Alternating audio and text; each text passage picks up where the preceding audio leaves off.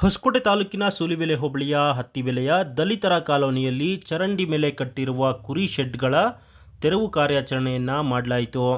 ಸ್ಥಳೀಯ ಗ್ರಾಮ ಪಂಚಾಯತ್ ಅಧಿಕಾರಿಗಳ ಜೊತೆಗೆ ತಾಲೂಕು ಪಂಚಾಯಿತಿ ಇಒ ಮುನಿಯಪ್ಪ ಅವರೇ ಸ್ಥಳಕ್ಕೆ ಬಂದು ಜೆಸಿಬಿ ಯಂತ್ರ ಮೂಲಕ ತೆರವನ್ನು ಮಾಡಿಸಿದ್ರು. ಹತ್ತಿಬೆಲೆ ದಲಿತರ ಕಾಲೋನಿಯ ಚರಂಡಿ ಮೇಲೆ ಸುಮಾರು 10-15 ಕುಟುಂಬಗಳು ತಮ್ಮ ಮನೆ ಮುಂದೆ ಇರುವ ಚರಂಡಿ ಮೇಲೆ ಕುರಿ ಶೆಡ್ಗಳನ್ನು ನಿರ್ಮಾಣ ಮಾಡಿಕೊಂಡಿದ್ರು. ಇದಕ್ಕೆ ಸರ್ಕಾರದ ನರೇಗಾ ಯೋಜನೆಯಡಿ ಅನುದಾನವನ್ನು ಸಹ ಕೊಟ್ಟಿದ್ದರು. ಇನ್ನು ತೆರವು ಕಾರ್ಯಾಚರಣೆ ವೇಳೆ ಅಧಿಕಾರಿಗಳ ವಿರುದ್ಧ ಹಾಗೂ ದೂರು ಕೊಟ್ಟವರ ವಿರುದ್ಧ ಫಲಾನುಭವಿಗಳು ಆರೋಪವನ್ನು ಮಾಡಿದರು. ಹತ್ತಿಬೆಲೆಯಲ್ಲಿ ದಲಿತರನ್ನೇ ಟಾರ್ಗೆಟ್ ಮಾಡಲಾಗ್ತಿದೆ, ರಾಜಕೀಯ ದುರುದ್ದೇಶದಿಂದ ತೆರವನ್ನು ಮಾಡ್ತಿದ್ದಾರೆ, ಹಲವಾರು ವರ್ಷಗಳಿಂದ ಕುರಿ ಶೆಡ್ ಇದೆ, ಯಾರೂ ಕೂಡ ತಕರಾರು ಮಾಡಿಲ್ಲ, ಯಾವುದೇ ಸಮಸ್ಯೆ ಕೂಡ ಆಗಿರಲಿಲ್ಲ. ಈಗ ನೋಡಿದರೆ ಮೂಕ ಜೀವಿಗಳನ್ನು ಕಟ್ಟಿ ಹಾಕುವ ಶೆಡ್ಡನ್ನು ತೆರವು ಮಾಡ್ತಿರೋದು ಸರಿಯಲ್ಲ, ರಾಜಕೀಯ ದುರುದ್ದೇಶದಿಂದ ಈ ಕೆಲಸವನ್ನು ಮಾಡ್ತಿದ್ದಾರೆ, ಓಡಾಡೋಕ್ಕೆ ರಸ್ತೆ ಇಲ್ಲ ಅಂತ ರಸ್ತೆ ಹೆಸರಿನಲ್ಲಿ ತೆರವು ಮಾಡ್ತಿದ್ದಾರೆ ಅಂತ ಗಂಭೀರವಾಗಿ ಆರೋಪವನ್ನು ಮಾಡಿದರು.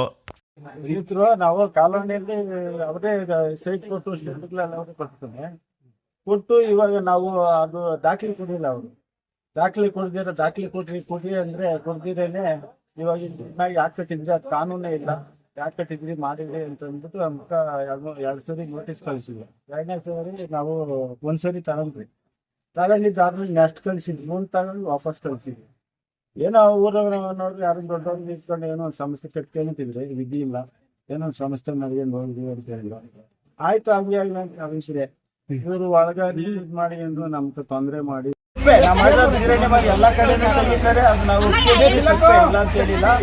ಆ ಸಿಲಿಂಡರ್ ತಕೊಂಡ್ಬಿಟ್ಟು 30-40 ಗೌರ್ಮೆಂಟ್ ನಮ್ಗೆ ಇದು ಮಾಡಿಕೊಡ್ಲಿ, ಗೌರ್ಮೆಂಟ್ 30-40 ಕೊಡ್ಲಿ, ಬಾಕಿದು ನಾವು ಏನು ಅವಕ್ಕೇನು ಅಡ್ಡ ಹೋಗಲ್ಲ. 75ನೇ ಇಸ್ವಿನಾಗೆ ನಮ್ಗೆ ಮನೆಗಳಾಗಿರೋದು. ಹಕ್ಕಪತ್ರ 30-40 ನಮಗೆ ಕೊಟ್ಟವ್ರೆ ಕಟ್ಕೊಂಡ್ರಿ. ಪಂಚಾಯತಿನಿಂದ ದನಗಳ ಸೊಡ್ಡು ಕುರಿ ಸೊಡ್ಡು ಅಂತ ಲೋನ್ ಕೊಟ್ಟರು, ಟಾಯ್ಲೆಟ್ಗೆ ಲೋನ್ ಕೊಟ್ಟರು, ನೀರು ಮನೆಗೆ ಲೋನ್ ಕೊಟ್ಟರು, ಎಲ್ಲ ತಕ್ಕಂದ್ರಿ. ಇವಾಗ ಏನಾಗಿದೆ, ಪಕ್ಕದ ಜಮೀನವರು ಅವರು ಸರ್ವೆ ನಂಬರ್ ಅವರು ಈ ಮನೆಗಳು ಕಟ್ಟಿ ಏರ್ ಹೌಸ್ ಆಗ್ಯದಲ್ಲ, ಬಾಡಿಗೆಗೆ ಬರ್ತಾವ್ರೆ, ಅವ್ರು ಕೊಡೋರಾಗಿ ಇವಾಗ ದಾರಿಗಳು ಬೇಕು ಅಂತ ಕಿತ್ತಾಪಟ್ಟು ಮಾಡಿ ಡಿಮ್ಯಾಂಡ್ ಮಾಡಿ ನಮ್ಮನ್ನ ಹಾಳು ಮಾಡ್ತಾವ್ರೆ. ಅಲ್ಲಿ ದಾರಿ ಮೇಲೆ ಕಾಂಕ್ರೀಟ್ ರೋಡ್ ಇದೆ ಸರ್, ಅವರ ಮೇಲೆ ಇದೆ. IML ಬಂದಾಗ ಅಷ್ಟು ಕೆಲಸ ಮಾಡಿಸ್ಕೊಂಡು EML ಬಂದಾಗ ಇಷ್ಟು ಕೆಲಸ ಮಾಡಿಸ್ಕೊಂಡು ಇವಾಗ ನಮ್ಗೆ ಯಾರು ದಿಕ್ಕಿಲ್ಲ. ಎಲ್ಲ ಹರಿಜನ ಗಿರಿಜನ ST ಇರೋದಿಲ್ಲ ಅಂತಾರೆ. 100 500 ಬಿಸಾಗಿದ್ರೆ ಅವರೇ ಹಾಕ್ತಾರೆ ಓಟು ಏನು ಅಂತ ಹೇಳೋದು. ಇವಾಗ ನಮ್ಮ ತಾಯಿ ಇಲ್ಲ, ತಂದಿಲ್ಲ, ಎಲ್ಲ ಕಳೆದು ಹೋಗ್ಬಿಟ್ಟವ್ರೆ. ಊರಾಗೆಲ್ಲ ಹಾಕ್ಯಂದವ್ರೆ ಸರ್, ಇವಾಗ ಊರಾಗೆಲ್ಲ ಹಾಕ್ಯಂದ್ ಸಿರಂಡಿ ಮೇಲೆ ಯಾಕೆ ಚಾರು ಮಾಡಲ್ಲ? ಇದೇ ಬೇಕಾಗಿತ್ತಾ? ಮರದ ಮೇಲೆ ಎಲ್ಲ ಮಾಡ್ಬೇಕಲ್ಲ. ನಮ್ಗೆ ರೋಡ್ ಬಿಟ್ಟು 30-40 1900 ಹೆಸರು ಶ್ರೀನಿವಾಸ್ ಹತ್ತಿಬೆಲೆ ಕಾಲೋನಿ. ನಾವು ಬಂದು ದಲಿತರು, ಇಲ್ಲಿರೋರೆಲ್ಲ ದಲಿತರೇ. ನಮಗೆ ಹಕ್ಕಪತ್ರದಲ್ಲಿ 1980-70ರಲ್ಲಿ ಹಕ್ಕಪತ್ರದಲ್ಲಿ 30-40 ಕೊಟ್ಟಿರೋದು ರಸ್ತೆ ಬಿಟ್ಟು. ಆದ್ರೆ ಇವಾಗ ನಮ್ಗೆ 30-40 ಇಲ್ಲ. ನಾವೇನ್ ಮಾಡ್ಕೊಂಡಿದ್ರಿ, ಇದು ನಮ್ದೇ ಜಾಗ ಅಂದ್ಬಿಟ್ಟು ಏನೋ ಏರುಪೇರು ಆಗಿರ್ಬೋದು ಅಂದ್ಬಿಟ್ಟು ನಾವು ಶೆಡ್ಡು ಕುರಿ ಎಲ್ಲ ಕಟ್ಕೊಂಡಿದ್ವಿ. ಗೌರ್ಮೆಂಟ್ ಇಂದ ಲೋನ್ ಕೊಟ್ಟಿದ್ರು, ಬಾತ್ರೂಮ್ ಲೋನ್ ಕೊಟ್ಟಿದ್ರು. ಆದ್ರೆ ಇವಾಗ ರಾಜಕೀಯ ಕುತಂತ್ರ ಊರಲ್ಲಿ ಎಲ್ಲರೂ ಸೇರಿ ರಾಜಕೀಯ ಕುತಂತ್ರದಿಂದ ಮಾಡ್ತಾವ್ರೆ. ಊರಲ್ಲೆಲ್ಲ ಒತ್ತುವರಿ ಆಗೈತೆ. ಒಂದ್ ಸೈಕಲ್ ಹೋಗಕ್ಕೆ, ಒಂದ್ ಬೈಕ್ ಹೋಗಕ್ ಜಾಗ ಇಲ್ಲ. ಇಲ್ಲಿ ನೋಡ್ರೆ ಒಂದು ದೊಡ್ಡ ಲಾರಿನೇ ಹೋಗ್ತೈತೆ. ಅಂತದ್ರಲ್ಲಿ ಇಲ್ಲಿ ಯಾವ ಪ್ರಾಬ್ಲಮ್ ಇಲ್ಲ. ನಮ್ಮ ಬೀದಿಯಲ್ಲಿರೋ ಜನ ಯಾವುದೇ ತೊಂದರೆಗೂ ಯಾವುದೇ ಅರ್ಜಿನೂ ಕೊಟ್ಟಿಲ್ಲ. ಈ ಪಕ್ಕದ ಸರ್ವೆ ನಂಬರ್ಗಳವರು, ಈ ಸರ್ವೆ ನಂಬರ್ಗಳವರು ರಾಜಕೀಯ ಕುತಂತ್ರದಿಂದ ಮಾಡ್ತಾವ್ರೆ, ಈ ದಲಿತರನ್ನೇ ಮಾಡ್ತಾವ್ರೆ. ರಾಜೇಂದ್ರ ಅಂತ ಹತ್ತಿಬೆಲೆ. ಇಲ್ಲಿ ನಮ್ಮ 30-40 ಅಂತ ಹಕ್ಕಪತ್ರ ಕೊಟ್ಟವ್ರೆ.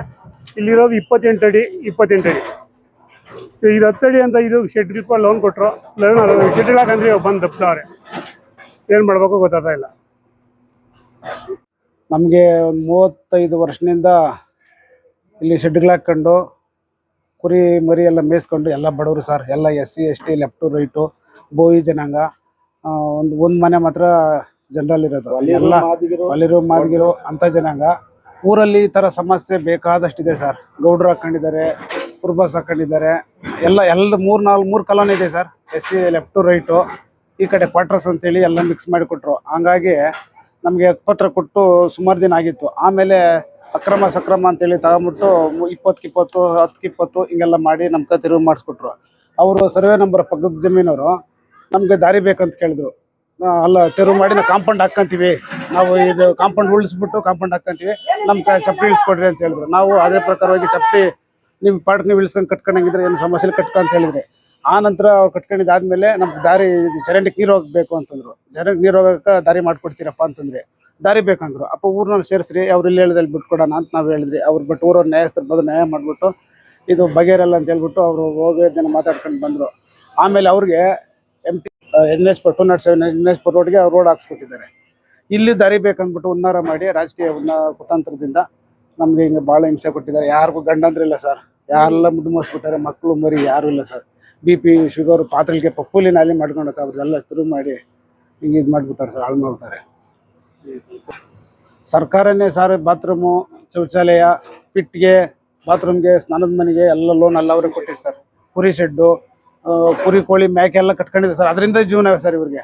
ಇನ್ನು ಸ್ವಾಭಿಮಾನದಿಂದ ಭಿಕ್ಷೆ ಬೇಡಿದ ಸ್ವಾಭಿಮಾನದಿಂದ ಜೀವನ ಮಾಡ್ತಾರೆ, ಭಿಕ್ಷೆ ಬೇಡಕ್ಕೆ ಹೋಗದಿರೋ ಸ್ವಾಭಿಮಾನ ಜೀವನ ಮಾಡ್ತಾವ್ರೆ. ಅದಕ್ಕಾಗಿ ಇವರು ರಾಜಕೀಯ ಉನ್ನಾರದಿಂದ ಹಿಂಗೆ ಮಾಡ್ತಾವ್ರೆ. ಇದು ಭಾಳ ಅನ್ಯಾಯ ಸರ್. ಸರ್ಕಾರನೇ ಎಲ್ಲ ಕೊಟ್ಟಿದ್ದು ಸರ್. ನರೇಗಾದಿಂದ ಸರ್ ಶೆಡ್ಡು, ಕುರಿ ಕೋಳಿ ಲೋನ್ ಎಲ್ಲ ಕೊಟ್ಟಿದ್ದು. ನರೇಗಾ ಸಿಸ್ಟಮ್ ಇಲ್ಲ ಸರ್. ಈಗ ಊರಲ್ಲೆಲ್ಲ ತುಂಬ ಇದೆ ಸರ್, ಹೋಗೋಕೆ ಆಗಲ್ಲ, ಊರಲ್ಲಿ ಓಡಾಡೋಕೆ ಆಗಲ್ಲ ಸರ್. ಸವರ್ಣದಲ್ಲಿ ಹಂಗಿದೆ ಸರ್, ಬರೀ ದಲಿತರ ಮೇಲೆ ಮಾತ್ರ ದೌರ್ಜನ್ಯ ಮಾಡ್ತಾರೆ ಸರ್. ಇನ್ನು ಚರಂಡಿ ಮೇಲೆ ಶೆಡ್ಡನ್ನು ಕಟ್ಟಿದ್ರು. ಶೆಡ್ನ ಹಿಂಭಾಗದಲ್ಲಿರುವ ಮನೆಯವರು, ಜಮೀನಿನವರು ಹಾಗೂ ದೂರು ಕೊಟ್ಟಿರುವಂಥವರು ಕೂಡ ಇವರ ಆರೋಪಕ್ಕೆ ಉತ್ತರವನ್ನು ಕೊಟ್ಟರು. ಚರಂಡಿ ಮೇಲೆ ಶೆಡ್ ಕಟ್ಟಿರೋದು ನಿಜ, ನಾವು ದೂರು ಕೊಟ್ಟಿರೋದು ಕೂಡ ನಿಜ. ಆದರೆ ಈ ತೆರವು ಕಾರ್ಯಾಚರಣೆ ಯಾವುದೇ ರೀತಿಯ ರಾಜಕೀಯ ದುರುದ್ದೇಶ ಇಲ್ಲ, ಸಾರ್ವಜನಿಕ ಹಿತಾಸಕ್ತಿಗಾಗಿ ಮಾಡ್ತಿರೋದು. ಸಮರ್ಪಕವಾಗಿ ರಸ್ತೆ ಇದೆ, ಚರಂಡಿ ಮೇಲೆ ಕಟ್ಟಿರೋದಕ್ಕೆ ಓಡಾಟಕ್ಕೆ ತೊಂದರೆ ಆಗ್ತಿತ್ತು. ಆದರೆ ಈಗ ಎಲ್ಲರೂ ಓಡಾಡೋಕ್ಕೆ ಅನುಕೂಲ ಆಗುತ್ತೆ. ಇವರು ಚರಂಡಿ ಮೇಲೆ ಕಟ್ಕೊಂಡು ಇವರು ಓಡಾಡೋಕ್ಕೆ ರಸ್ತೆ ಬಿಟ್ಕೊಂಡ್ರೆ ಬೇರೆ ಜಮೀನವರು ಎಲ್ಲಿಗೆ ಹೋಗಬೇಕು? ಆದ್ದರಿಂದ ಅಧಿಕಾರಿಗಳು ಕಾನೂನು ರೀತಿ ಏನು ಮಾಡಬೇಕು ಅದನ್ನ ಮಾಡ್ತಿದ್ದಾರೆ, ಅವರ ತಪ್ಪೇನು ಇಲ್ಲ ಅಂತ ಸಮಜಾಯಿಷಿಯನ್ನು ಕೊಟ್ಟರು. ಪಂಚಾಯತಿ ಆಫೀಸ್ಗೆ ನೋಟಿಸ್ ಕೊಟ್ಟಿದ್ರು. ಅದರಿಂದ ಅವ್ರು ಕಾನೂನು ರೀತಿ ಏನು ಬೇಕೋ ಬಂದು ತೆರವು ಮಾಡಿದ್ದಾರೆ. ಅವೆಲ್ಲ ಏನಿಲ್ಲ, ಅಲ್ಲಿ ಏನು ಬೇಕೋ ಫಸ್ಟ್ ಎಲ್ಲ ಹೇಳಿದ್ದಾರೆ. ಏನು ಎಲ್ಲರಿಗೂ ಅನಾನುಕೂಲ ಆಗಿತ್ತು, ಅದಕ್ಕೋಸ್ಕರ ಈಗ ಪಂಚಾಯತಿಗೆ ಏನು ಕೊಡಬೇಕೋ ಕೊಟ್ಟಿದ್ದಾರೆ. ಪಂಚಾಯತಿ ಕಡೆಯಿಂದ ಏನು ಕ್ರಮ ತಗೊಬೇಕೋ ತಗೊಂಡಿದ್ದಾರೆ. ಅಷ್ಟೇಗೆ ತೊಂದರೆ ಇಲ್ಲ, ರಸ್ತೆ ಎಲ್ಲರೂ ಓಡಾಡ್ತಾರೆ, ನಾವು ಓಡಾಡ್ತೀರಿ, ಅವರು ಓಡಾಡ್ತಾರ. ಚರಂಡಿ ಮೇಲೆ ಕಟ್ಟಿರೋದನ್ನದು ಇದ್ರದ್ದು ರೋಡ್ ಕಲ್ಲಾಟ ಬಂದರೆ ಅವ್ರಿಗೆ ಏನು ಕೊಟ್ಟಿದ್ರು ಅವ್ರ ಪೊಸಿಷನ್ ಎಲ್ಲರೂ ಕಟ್ಕೊಳೋದು ತೊಂದರೆ ಏನಿಲ್ಲ. ರೋಡ್ನಿಂದ ಈ ಕಡೆ ಅವ್ರಿಗೇನು ಇದಿಲ್ಲ, ಎಲ್ಲ ಕಟ್ಕೊಂಬಿಟ್ಟಿದ್ರು. ಹೇಳಿ ಇದಾಗಿತ್ತು. ಅವರು ಯಾರು ಇದು ತಗೊಂಡಿಲ್ಲ, ಅದು ಹೋಗಿ ಇದಕ್ಕೆ ಪಂಚಾಯತಿಗೆ ಏನು ಮಾಡಬೇಕು ಕಂಪ್ಲೇಂಟ್ ಮಾಡಿದ್ರು. ಪಂಚಾಯತಿ ಕಡೆಯಿಂದ ಬಂದು ತೆರವು ಮಾಡಿದ್ರು. ಯಾರು ಮನೆಗೆ ಕೊಟ್ಟಿದ್ದಾರೆ, ಮನೇನ ಯಾರು ಮಾತಾಡಿಲ್ಲ. ಮನೆ ವಿಷಯದಾಗ ಯಾರು ಮಾತಾಡಿಲ್ಲ. ಒಂದ್ಲಿ ಅಲ್ಲಿ ನೀವು ನೋಡಿದಿರಲ್ಲ, ಅಲ್ಲಿ ಏನು ಅನಾನುಕೂಲ ಆಗಿದೆ ಅದನ್ನ ಮಾತ್ರ ತೆರವು ಮಾಡಿದ್ದಾರೆ. ಪಂಚಾಯತ್ ಪ್ರಶ್ನೆ ಇಲ್ಲ, ರಸ್ತೆ ಎಲ್ಲರಿಗೂ ಬೇಕು, ಅವ್ರಿಗೂ ಬೇಕು, ನಮಗೂ ಬೇಕು. ಚರಂಡಿ ಏನಿದೆ, ಚರಂಡಿ ಮೇಲೆ ಕೊಡೋಕೆ ಯಾರು ಕೊಡ್ತಾರಾ? ಯಾರು ಕೊಡಲ್ಲ. ಚರಂಡಿ ಮೇಲೆ ಏನು ಅನಾನುಕೂಲ ಮಾಡ್ಕೊಂಡಿದ್ರು ಅದನ್ನು ತೆರವು ಮಾಡ್ಸಕ್ಕೆ ಹೇಳಿತ್ತು, ತೆರವು ಮಾಡಿ. ಚರಂಡಿಲಿ ಮುಚ್ಕೊಂಬಿಟ್ಟು ಅವ್ರ ಮನೆ ಕಡೆ ದಾರಿ ಇಕ್ಕೊಂಬಿಟ್ರೆ ಇನ್ನು ಈ ಕಡೆ ಜಮೀನವರೆಲ್ಲ ಏನು ಮಾಡ್ಬೇಕು? ಈ ಕಡೆ ನಮ್ಮ ಜಮೀನಿರೋರು ಅವ್ರು ಏನು ಮಾಡ್ಬೇಕು? ಆ ಕಡೆನವರೇ ಇದು ಕೊಟ್ಟಿರೋದ್ರಿಂದ ಬಂದು ಈ ಕಡೆ ಅವ್ರು ಅಕ್ವೇರೆ ಮಾಡ್ಕೊಂತೀನಿ ಅಂದ್ರೆ ಅದಕ್ಕೆ ಏನು ಮಾಡ್ಬೇಕು? ಈ ಕಡೆ ಜಮೀನವ್ರಿಗೆ ಏನು ಬೇಡವಾ?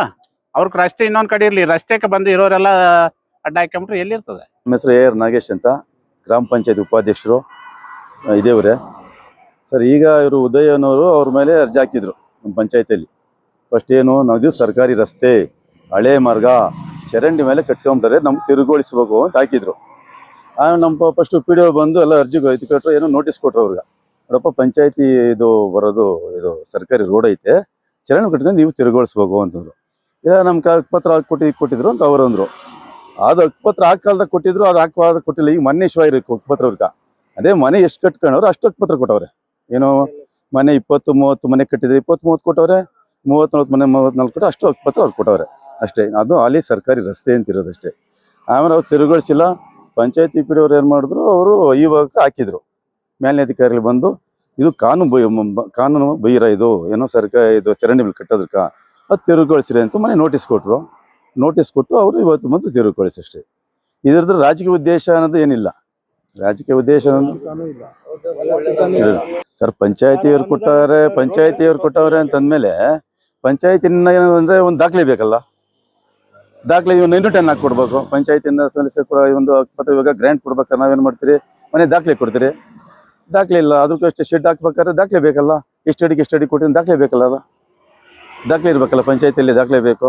9 ಟನ್ ಹಾಕಿ ಕೊಡ್ಬೇಕು, ಅದಕ್ಕೆ ಕಟ್ಬೇಕು ಅಂತಂದರೆ ಅವ್ರು ಕೇಳಿದ್ರೆ ನಾವಿಲ್ಲ, ಅವ್ರು ಹಾಕ್ಕೊಂಡವ್ರು ಅಷ್ಟೇ, ನಾವು ಯಾವ್ದು ದಾಖಲೆ ಸಹ ಕೊಟ್ಟಿಲ್ಲ ಅಂತ ಪಂಚಾಯತಿ ಅವ್ರು ಹೇಳಿದ್ರು. ನಾವೇ ದಾಖಲೆ ಇದ್ಮೇಲೆ ಏನು ಮಾಡೋಕ್ಕಾಗಲ್ಲ. ದಾಖಲೆ ಇದ್ಮೇಲೆ ರಾಜಕೀಯ ಉದ್ದೇಶ ಇಲ್ಲ, ರಾಜಕೀಯ ಉದ್ದೇಶ ಇಲ್ಲ. ಇದು ರಾಜಕೀಯ ಉದ್ದೇಶ ಏನಿಲ್ಲ. ಅವ್ರು ಅರ್ಜಿ ಕೊಟ್ಟವ್ರೆ, ಅಧಿಕಾರಿ ಬಂದು ತೆರವುಗೊಳಿಸ್ತಾರೆ ಅಷ್ಟೇ. ಅದು ಬಿಟ್ಟರೆ ಯಾವುದೇ ತರ ರಾಜಕೀಯ ಯಾವ ಉದ್ದೇಶನೂ ಇಲ್ಲ ಇದರಲ್ಲಿ.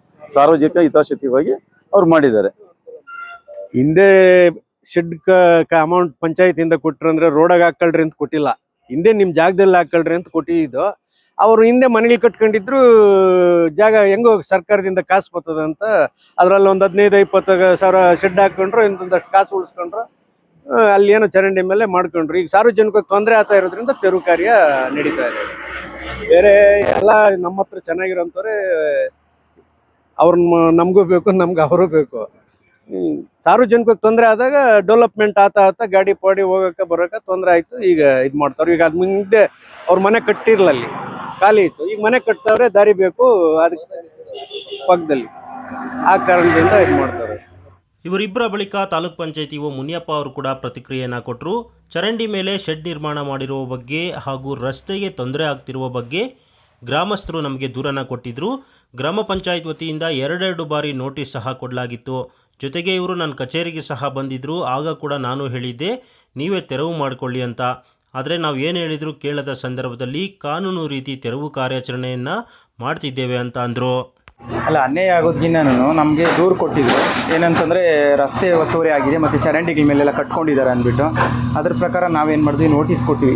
ಸಂಬಂಧಿಸಿದವ್ರಿಗೆಲ್ಲ ನೋಟಿಸ್ 2 ಸಾರಿ ಕೊಟ್ಟು ಅವ್ರನ್ನ ನಮ್ಮ ತಾಲೂಕ್ ಪಂಚಾಯತಿಗೆ ಬಂದಿದ್ದರು. ಮತ್ತು ಇಲ್ಲೇ ಬಂದು ಮನವರಿಕೆ ಮಾಡಿ ಅವರಿಗೆ ಇದನ್ನೆಲ್ಲ ಕ್ಲಿಯರ್ ಮಾಡಿಕೊಡಿ ಅಂತ ಹೇಳಿದ್ವಿ. ಆದರೂ ಕೂಡ ಅವ್ರು ಕ್ಲಿಯರ್ ಮಾಡ್ಕೊಂಡಿಲ್ಲ. ನಾವು ಕಾನೂನು ಪ್ರಕಾರವಾಗಿ ನಾವೇನು ಒತ್ತುವರಿ ತೆರವು ಮಾಡ್ತಾಯಿದ್ದೀವಿ ಇವತ್ತು. ಬಟ್ ಆ ರಸ್ತೆ ನನಗೆ ಗೊತ್ತಿಲ್ಲ. ನಾನು ಅವ್ರಿಗೆ ಫಲಾನುಭವಿ ಕೇಳಿದಾಗ ಅದು ತಾತ್ಕಾಲಿಕವಾಗಿ ಬಿಟ್ಟಿರೋದು ಅಂತ ಹೇಳಿದ್ರು. ಬಟ್ ಇದೇನಾಗಿದೆ, ರಸ್ತೆ ಅಂತಲೇ ಇದೆ, ಅದಕ್ಕೆ ನಾವು ಮುಂದಾಗಿದ್ದು ಇದನ್ನು ರಸ್ತೆ ತೆರವು ಮಾಡೋಕ್ಕೆ. ಬಟ್ ಈ ರಸ್ತೆ ಇವ್ರಿಗೂ ಅನುಕೂಲ ಇದೆ. ಏನು ಫಲಾನುಭವಿಗಳಿದ್ದಾರೋ ತುಂಬ ಓಡಾಡೋಕ್ಕೆ ಕೂಡ, ಕಾರು ಅಕಸ್ಮಾತ್ ಗಾಡಿ ಓಡೋಕ್ಕೆ ಕೂಡ ನೀವೇ ನೋಡ್ತಾ ಇದ್ದೀರಲ್ಲ, ಆಗ್ತಿಲ್ಲ. ಇವ್ರ ಅನುಕೂಲಕ್ಕೆ ನಾವು ಮಾಡ್ತಾಯಿದ್ದೀವಿ. ಇಲ್ಲ, ಅವ್ರು ನೋಡ್ಕೊಬೇಕು. ಈಗ ರಸ್ತೆಗಳ ಮೇಲೆ ಕಟ್ಕೋತೀವಿ, ನಾವು ಚರಂಡಿಗಳ ಮೇಲೆ ಕಟ್ಕೊತೀನಿ, ಪರಿಹಾರ ವ್ಯವಸ್ಥೆ ಕೊಡಿ ಅಂತಂದ್ರೆ ನಾವು ಹೆಂಗೆ ಮಾಡೋಕ್ಕಾಗುತ್ತೆ? ತಾತ್ಕಾಲಿಕವಾಗಿ ಅರ್ಜೆಂಟಾಗಿ ಮಾಡೋಕ್ಕಾಗಲ್ಲ. ಯಾಕಂದರೆ ಇದು ಗೌರ್ಮೆಂಟ್ ಮನೆಗೆ ಕೂಡ ಕೊಟ್ಟಿರೋದು. ಅರ್ಜೆಂಟಾಗಿ ಮಾಡು ಅಂದರೆ ಮಾಡೋಕ್ಕಾಗಲ್ಲ. ಇಲ್ಲ, ಶೌಚಾಲಯ ಬಿಟ್ಟಿದ್ದೀನಿ. ನಾಳೆ ಒಂದು ದಿವಸ ಅದು ಅಷ್ಟೇ, ಶೌಚಾಲಯ ಅವ್ರ ಮನೆ ಕಡೆ ಹಾಕ್ಕೊಬೇಕು. ಇದನ್ನು ಕೂಡ ಒತ್ತುವರಿ ತೆರವು ಮಾಡಿ ನೀಟಾಗಿ ರೋಡ್ ಮಾಡಿಕೊಡೋಣ ಅಂತ ನನಗೆ ಪ್ಲಾನ್ ಇದೆ.